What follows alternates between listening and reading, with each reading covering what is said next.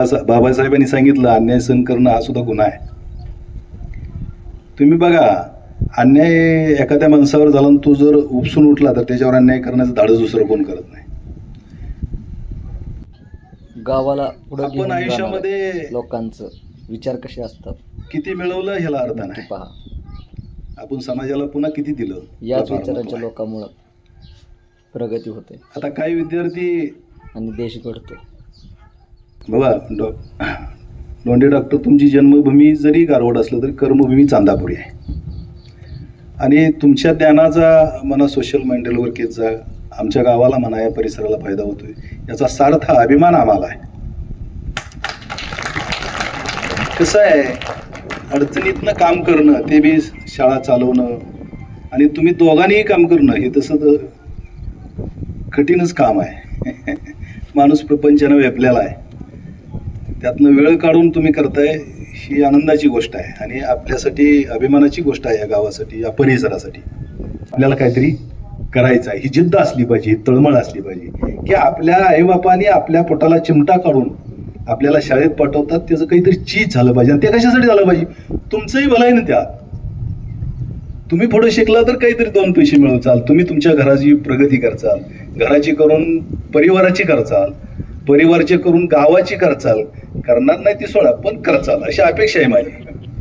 किती काय द्यायचं आहे, समाजाला काय मिळालं पाहिजे मुलासनी. आणि अलीकडे फक्त शाळेवर लक्ष दिलं पाहिजे असं माझं मत आहे.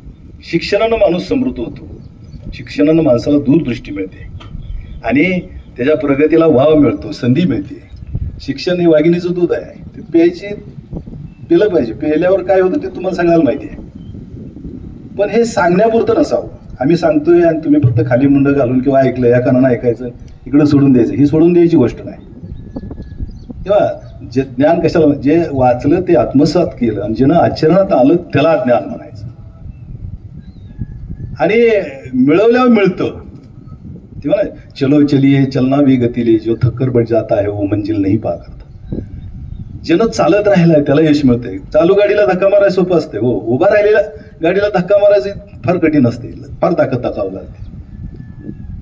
तर अशा परिस्थितीमध्ये तुम्हाला काय करायचं आहे ह्या विद्यार्थ्यांनी ठरवून घेतलं पाहिजे. माणसाचा सर्वांगीण विकास नाही. सर्वांगीण गोष्टी म्हणजे सगळ्या गोष्टी तुमच्यात असल्या पाहिजे. लीनता असली पाहिजे, नम्रता असली पाहिजे, काय कर्तृत्व चांगलं पाहिजे, आचरण चांगलं पाहिजे.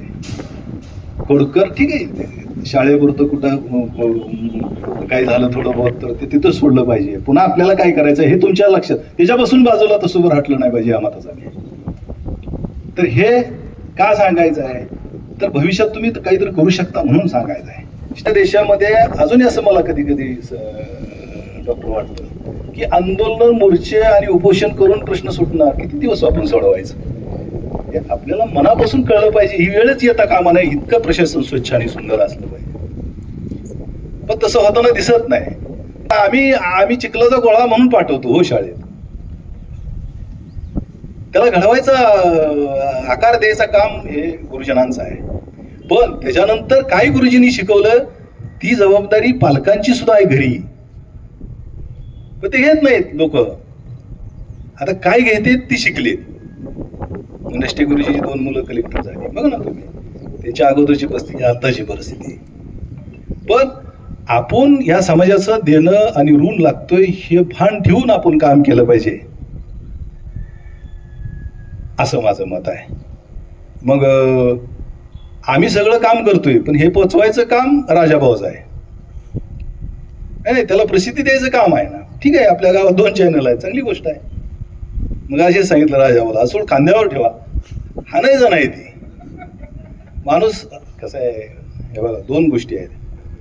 राम आदरयुक्त होते, आदरयुक्त प्रेशर होतं, आणि रावणाचं भीतीचं प्रेशर होतं माणसाला. हा फरक आहे दोघांना.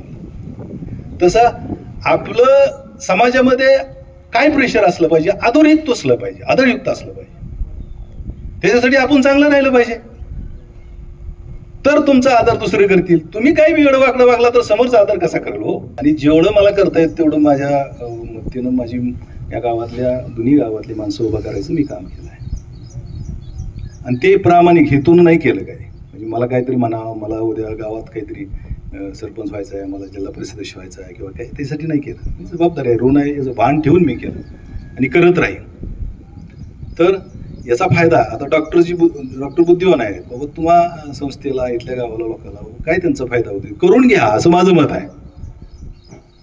कसं आहे, अशी माणसं अपघाताने मिळतात, त्याचा वापर तरी करून घ्या. नाही, खरं सांगतो मी. आणि माणूस ज्ञान दिल्यानं वाढतं, विचार तर मग ती गडूळ होणार, व्हायला तर स्वच्छ आणि सुंदर होणार. म्हणून ज्ञान वाहू द्या आणि तुम्ही सारं या आधुनिक काळाबरोबर असं चालत राहा, म्हणजे तुमची प्रगती होईल, समाजाची होईल. आणि तुमच्या ते निगेटिव्ह माइंड, असं काही माणसाला बघा निगेटिव्ह बोलायची सवय असते, बोलू नका ती, पॉझिटिव्ह बोला. आणि पॉझिटिव्ह असं बोला की त्यातून आपल्याला काहीतरी चांगलं निष्पन्न होईल. आपण संघर्ष सुद्धा करताना कशाचा केला पाहिजे, मताचा डॉक्टर, की खरंच संघर्ष करताना 100% चांगलं काहीतरी निष्पन्न होईल, त्याचाच संघर्ष करावा, या मताचा मी आहे. तो उगाच संघर्ष करायचा आणि तुम्हाला सांगतो त्यातनं काही ते डोंगर पुकून पुन्हा मंदिर काढायचं नाही, असा प्रकार होऊ नये. तुम्हाला काय करायचंय, तुमचं एम काय, तुमची म्हणजे गुरुजींनी, पालकांनी किंवा विद्यार्थ्यांनी, पालकांनी सुद्धा त्या मुलाची कल बघून त्याला शिक्षण दिलं पाहिजे.